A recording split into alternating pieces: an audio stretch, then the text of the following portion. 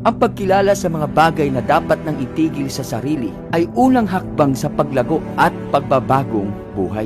Narito ang 3 pangunahing bagay na dapat mo nang itigil.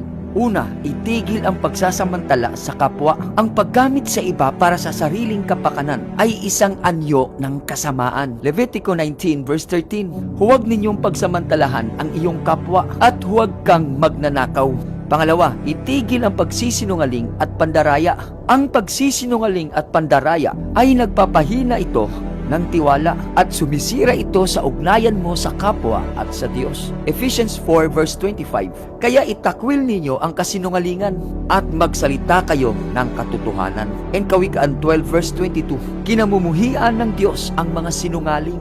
Pangatlo, itigil ang pag-iinggit at ang pagkakaiba. Ang inggit at puot ay mga lason. Lason na pumapatay sa kapayapaan at kagalakan ng puso. Galatians 5 verse 26, huwag tayong maging mapagpalalo na nag-aawayan at nag-iinggitan sa isa't isa. And Kawikaan 14 verse 30, ang pagkainggit ay tulad ng kanser sa buto.